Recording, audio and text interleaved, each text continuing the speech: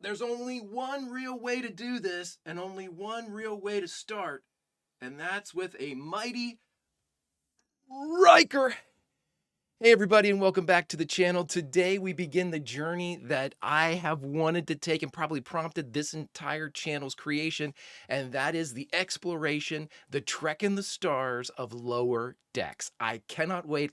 All of my buddies, all of my friends have said, you haven't seen Lower Decks? And then they look at me in horror, they point fingers, they laugh, they throw stones. It's terrible. I have to have that. That has to come to an end. It ends today as we begin our journey in Lower Decks. Sit down with me. It's time to see what this show is all about. I have the highest of hopes, considering that it has been cheerleaded by all of my friends for quite some time now.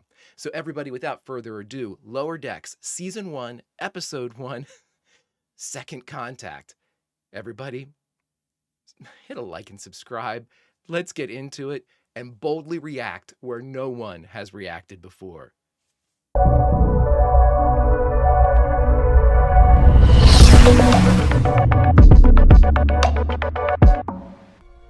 Captain's log, stardate 57436.2. The Cerritos is docked at Douglas Station for routine maintenance and resupply. We will soon set course to the capital planet on the Galler system, where we're scheduled to make second contact with the Gallardonian High Council. First contact is a delicate, high-stakes operation of diplomacy. One must be ready for anything when humanity is interacting with an alien race for the first time. But we don't do that. Our specialty is second contact. Still pretty important. We get all the paperwork signed, make sure we're spelling the name of the planet right, get to know all the good places to eat. Oh my god! What are you doing? Nothing. Oh no! Oh no! Are you pretending to do a captain's log? We're all supposed to keep logs. Okay, let me listen to it. No, go away. Are you drunk? Yeah, dude, you should be too. I mean, this station is amazing, and they have Romulan whiskey. And I bet you thought it was gonna be green, but it is actually blue. It's this very beautiful color. Oh, come on, check this out. Be careful with that. Sweet, right? I love honor. I demand honor.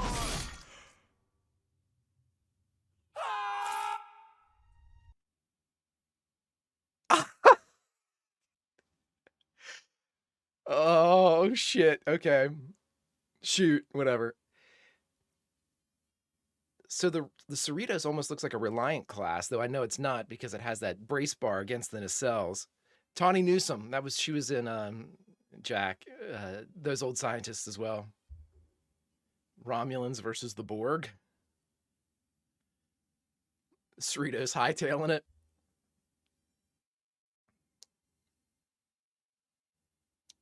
I think that was in those old scientists opening too. Okay, I've got to get ready for this. I don't really want to take too many notes. I want to just enjoy it, but I want to make sure I get things sort of right. It's the Orion crew member. Ensign Devon Attendee reporting for duty. I'm a transfer from Outpost 79. Deck 4. Follow the yellow line, take the turbo lift all the way down. Thank you so much. Can I just say that I'm really honored to be... Keep it moving, Lower Decks. Next! Oh, shit. Is there an Ensign Boimler here? It's Boimler. Hi, here, that's me. Ahoy. Ensign Tendy reporting for duty. You're my orientation liaison. Yo, what up? Beckett Mariner, also an ensign, command division, but not quite as impressed with myself as this little rascal over here. You know, we're more like the cool, scrappy underdogs of the ship. You know, we don't wash our hands, we're doing kick flips all the time. But with focus and dedication, you could be Chief Medical Officer someday. Oh, hey, that's Rutherford. Rutherford's an engineer. Oh, and as of a couple weeks ago, cybernetically enhanced. Ooh, I've never met a recent cyborg. Hey, nice to meet you. Welcome to the crew. Wait, There's so much happening. Oh, I'm gonna puke. what else? So his cybernetics are suppressing his anxiety. Oh, that's awesome. It's perfect. So what time is it? Welcome to the holodeck. Easily the best part of the ship. Great cut. Ship, followed by the bridge, the photon torpedo tubes, cetacean ops. Dude, the warp core is just a big glowing tube. I love the warp core. The warp core rules. No, it doesn't. Computer, find us a beach. So Boimler likes everything about the ship. Got it. What is this? Wow, I never never made time to go before I enlisted. Pretty cool, right? You can go almost anywhere you can imagine. Come on, Boimler, give it a whirl. I don't know. The bridge. Come on, there has to be somewhere you'd love to be. Computer, show us the warp core. Computer, load Mariner program all new to Olympic training facility. You might want to back up a bit. Wow, this is a very detailed program. Of course, we knew the holodeck would be abused. It couldn't not be abused. We'll be sending construction teams down to help with the subspace comm array as soon as we load up the supplies. Ransom to Cerritos. Ransom. 5 to beam up. Should you get that looked at, sir? I'll be fine. Want to grab a drink tonight? Foreshadowing. You know it. Nothing like a cold beer after a smooth second contact. 3-seat split station. Ensign, you're with me. Yeah, of course. Well, I see a lot of potential in you, son, which is why I'm giving you a special assignment. Really? I mean, of course, yes. Whatever you Really? need. Keep an eye on Ensign Mariner. Oh, no. If she breaks protocol, I want a full report. Wonder if this is a test or something. That is illogical. Oh, sorry. Is he a friend of yours? No. It's this Vulcan implant. It keeps on randomly suppressing my emotional reactions. Sorry It's if this is making Vulcan? it weird. To know each other without any interruptions. Okay, I was gonna say Ransom is center frame, so there's definitely gonna be problems. Oh shit!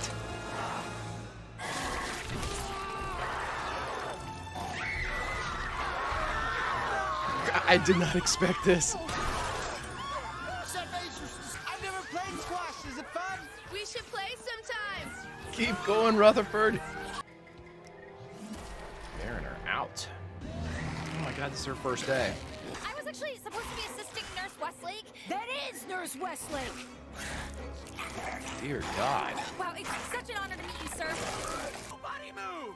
Selling Starfleet technology without the express consent of the Federation Council Brad. is a breach of shovel and hoe.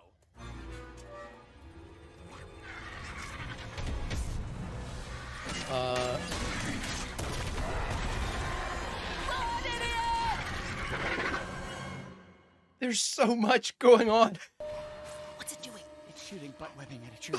It looks pretty pissed. Well, I hope you're, because I was here for first contact last year on the Keto before I got my ass demoted and transferred to the Cerritos. Really? Well, I didn't know that. I have served on 5 ships, man. I have seen stuff. So I've been in a Klingon prison where I had to fight a Yeti for my own shoes for no reason. He was just being a dick. You've been on what? 4 planets? 5, if you include Vulcan. Of course I don't include stupid Vulcan. You may as well count Earth. I was counting Earth. Stun it. We'll just stun it. No, that could spoil the milk. Spoil what milk? These guys probably milk it. Oh, like you even know. Ooh, take off your pants. Marin. Mariner. Mark!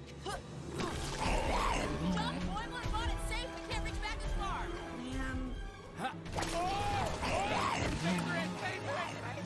Please don't phaser her. It'll spoil the milk. Did you hear that? I can't let it eat him. She's an herbivore. She's just gumming on them to suckle out some moisture. Oh, okay. Hey, Brad, good news, buddy. So it's just settling you. I've just learned. You're fine. Uninfected crew, meet a transporter. Dear God. We have to get to the rally point. I guess we better go for a walk. There's a maintenance hatch on the other side of the saucer that should give us access to Deck 8. It's a hell of a first date, Rutherford. Oh my God. This is awesome.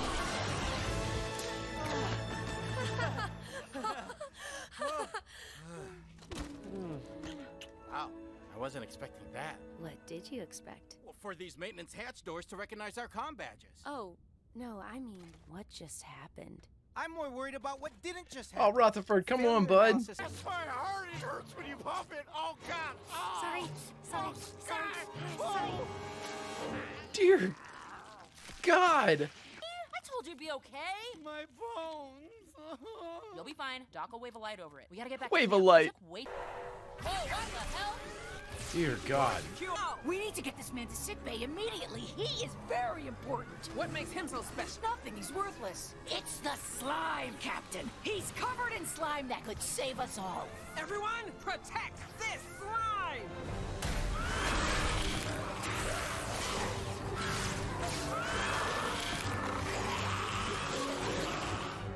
Dear This is an ambitious first episode, everybody. But can you synthesize a cure, Doctor? Who's this I Omni-Man better. looking guy You that's don't behind? have much time. Ooh, should wash those hands, Captain. Stow it, Mariner.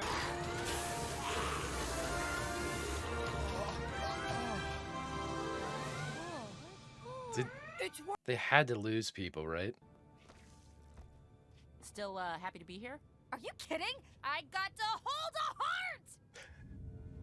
Sorry about that, Ensign Bumford. What do you have to report? Boimler. Boimler. Pardon? It's Boimler, not Bumford.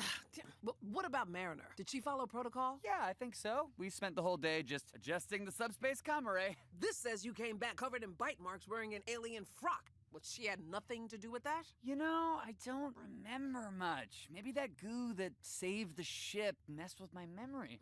Nothing insubordinate? Not that I saw. Unbelievable. Everything all right, Captain Freeman? Captain I Freeman. heard you had some sort of rage virus. Ransom tried to eat a guy. We're fine. Listen, I've had enough. I'm throwing her in the brig. We already tried that. You know it doesn't work. She loves the brig. She doesn't fit in. I gotta go. Admiral stuff. Love you. Don't you hang up on me. She's your daughter, too. Hanging up now. Don't you dare. Oh, it. Don't you. I I'm losing said don't. Freeman's her mom? I wanted to thank you. It felt good helping those people. I mean, you might be Better than you in every single way? unorthodox, but I can't believe I'm saying it. Starfleet is better with you. Hell yeah. Wait, so you didn't tattle on me? I did not. Boimler, no way, man. I had you pegged wrong. And guess what? I'm your new mentor. Boom, surprise, bitch. It's done. Surprise, Happy. bitch. Oh, did you know about Spock? Dude came back from being dead. Yeah, I think I've heard of He Spock. got a freaking Genesis device and fought Khan and some space whales. So great. Being friends. How about Sulu? Ooh, he rocked a sword. That was his thing. That could be your thing too. We're due for a new sword We're guy. due for a new sword guy. Joker, Yes. my man Warp, Yes. Gary Mitchell. I'm sure I could look him You up. don't have to because you have a mentor. I love it. You know Deanna Troy? Her body be banging. She went from a jumpsuit. Oh, that's so great. All right, so that was the first episode of Lower Decks, Season 1, Episode 1, Second Contact. Let's talk about it. Okay, everybody, we just finished watching Season 1, Episode 1 of Lower Decks, entitled Second Contact. I'll be honest with you, I was just trying to enjoy it. I tried to take as few notes as I could. I wanted to make sure I had the principal characters down. I had met Mariner and Boimler before in Those Old Scientists and loved them, and had seen Tendi and Rutherford animated versions before they had traveled back in time, and then again at the end. Didn't really, from Those Old Scientists, you don't get a whole lot of those two. So I didn't really know what to expect as far as what their backgrounds were, or even what they did on the ship or anything like that. But yeah, with Boimler and Mariner, that I think that whole dynamic played out really well in Those Old Scientists. So I have a base understanding of where they're coming from, which is cool, which is good. I will say this.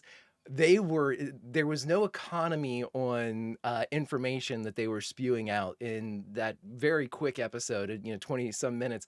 They threw in quite a bit, and my head was spinning. I was trying to, like I said, my reactions were quiet, not because I wasn't interested or involved, but I was literally trying to think and trying to kind of process and peg in everything as it was given to us. I guess the big takeaways from this whole episode were it wasn't even the zombie mosquito bite that turned into a zombie outbreak, which was a clever little device to show some action with Rutherford and his date, and to show how Tendi had to, be thrown into the deep end when it came to sickbay. It also gave us I guess there was a couple characters that didn't really say anything. Like there's the big guy wearing the ops tan that looked a little bit like Omni-Man with the mustache. I don't know who he is, but he looks like he'd be a prominent character, just because of his proximity with the captain, I would assume. But again, maybe not, because I saw like a Bolian, a couple people in there that looked like they should have, a bigger role or a more prominent role, but who knows? I'm speculating at this point. So I'm going to stick with the ones that we had named. Ransom is apparently the narcissistic first officer. I'm again making a guess. It seems like he's a lot about himself and not really worried about consequences, or making sure that he's following the appropriate protocols. Whenever he got bit, someone said, hey, should you go to sick bay? Nah, I'm fine. And then moments later, And that's great. And I liked kind of the basic rundown that they gave us of the Cerritos, where they kind of fall in line. We know that they have a holodeck. Some people don't have holodecks on certain size ships. Um, Great stuff. We got an idea of what the configuration is of the bridge, just nuts and bolts. That's what I think was the craziest thing about this episode was that there was nothing that I think they said no to as far as an introduction. The Cerritos, show them everything. Warp, I mean everything. Let's just if we mention it, we're going to be there at some point. Throw them everywhere. The bar. Okay, we'll have Rutherford and his date there, and then just everything was. They wanted to like show us everything up front, which I thought was great. But we got to see everything as they kind of built out from those two. They started with her being drunk with the batleth and all that whatnot, and it was just, I think when you boil it all down to what the essence of this episode was, and it's the essence of basically every Star Trek, it's the problem that needs solving in every Star Trek, I think, is that, hey, we've got a brand new ship, whether it's the NCC 1701D, whether it's, Voyager, whether it's, again, I'm Voyager, I haven't seen much, Enterprise, NX Enterprise, you are introduced to a crew that you haven't had any relationship with before. Obviously, with Next Generation, nobody knew anything about the crew members there. Ditto with the Enterprise, NX Enterprise, and again, even with Strange New Worlds and Discovery, brand new crews. I think the biggest hurdle initially in the first couple episodes of any Star Trek show is you are thrown into the middle of a normally very large ensemble cast that also has a scattering of peripheral people with it too. So you have, I don't want to call anybody like a B character, but in Star Trek, any character that has any lines whatsoever could eventually be a main character, with O'Brien being probably the greatest example of that, where you have a character who was just part of engineering and then became transporter chief and then, onward and upwards into Deep Space Nine and beyond. So, I don't take for granted any role in any Star Trek because it can always become something more. It can always be expanded upon in future episodes, and that's the beauty again of Star Trek, is that there is always kind of a constant pool of people to draw from, whether it be a crew member that you haven't seen before or one that you just met briefly. Again, a tangent there, but I think the biggest problem with any Star Trek, or the biggest question that needs answered, is who's the crew? What are they like? Should I like them? How should I feel about them? Should I be able to, do I associate with this character? Do I have repulsion to this character? I mean, that seldom happens in Star Trek outside of villains, but, again, there's a lot of complex characters in a complex situation and setting, science fiction and with advanced technologies of all kind of playing into it, Rutherford being a good example.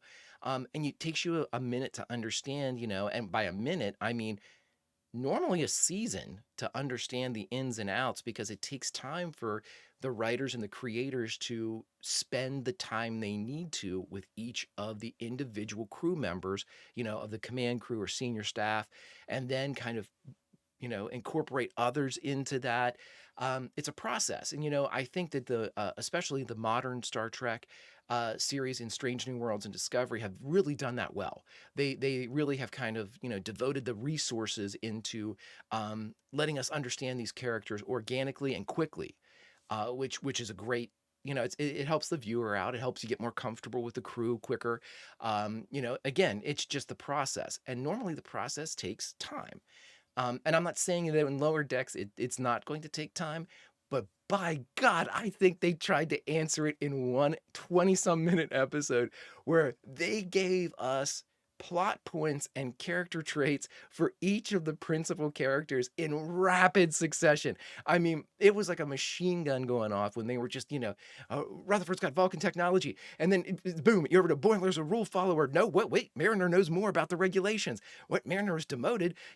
Mariner used to be, then Boimler, and then you've got Tendi coming in, and as an Orion coming in and being thrown into this situation. Where's saying hi to the nurse, and then she really liked the idea that the door access panel was being negatively impacted or there was an error during Red Alert, and so you can see that there's going to be at least a very solid friendship, presumably between Tendi and Rutherford, which is again rapid fire, rapid fire. These are things that probably would take us, at least 4 or 5 episodes of a Discovery or a Strange New Worlds to understand the dynamic between all of the characters. At the very least, you're not going to understand the characters, but maybe their dynamic, how they feel about one another. And this show just put the pedal to the effing metal, and they wanted you to know everything that they possibly could in a very short period of time, which I found to be hilarious. And if I'm being honest, a bit tense, trying to absorb all the information that is literally being like phasered into my skull. And again, I thought the cuts were very funny. I thought the spider that was suckling him for moisture was disturbing yet funny. The fact that Mariner was more right than she was wrong, when it looks like it should be the other way around. Talking about demotion, you think, oh, well, she must go out on a limb, but she just does things unorthodox, so it's not necessarily wrong. And then you find out the captain's her mom. I mean, there is just, and then the admiral's her dad. There's 1,000 things going on in this episode, and to say that it was a maelstrom was that's a disservice to maelstroms. This was a lot of info. And I mean, they were throwing things. I was trying to look in the background, and they're talking about the Romulan brandy, everything's would be green. And I just think that, I'm trying to pick up on my limited, menu of Easter eggs that I know about. And I know that I missed an absolute ton. And this is where I'm going to have to go back and go over to Trek culture and stuff like that and watch the ups and downs and see exactly what's going on, because I have no idea, but I don't want to ruin anything for myself. I'm going to watch it myself, and then I'll go back and watch those things, maybe react to some of those awesome videos too. But again, I think that this was a fantastic, I mean, unbelievable influx of information that I just wasn't expecting. I think what I was expecting was a very kind of like a chill, funny, Rick and Morty, intellectual Star Trek kind of punny type of thing. And I think that's what we got, some of that in there. But again, I was simply shocked by the absolute glut of information that they being the creators were very comfortable in dropping on us, which I find, honestly, I find hilarious, because there had to be somebody in the writer's room that said, holy shit, we are really throwing a lot of stuff at these people. I mean, do we want to maybe dial this back a bit? Do we want to maybe save some of this for another episode? And you know what? I want to know the writer that stood up and said, fuck no. We want to just we want everyone to know from the jump what they're in for. From the jump. We're going to pull no punches. We are not going to sugarcoat anything or spoon feed anything. If this is the rate of information dump we want to maintain, we're going to do it. And that in and of itself is ballsy as hell, because you are, and again, I include myself into like the weaker audience category, that if somebody isn't thoroughly versed in Star Trek, are they going to take away as much from this type of immersion, or will it be overwhelming? Because like I said, I felt overwhelmed in just trying to keep up with certain things and making sure that I had, names right and we're in the ship and blah, blah, blah. But, now that I'm kind of decompressing a bit from that onslaught, really it sets the stage.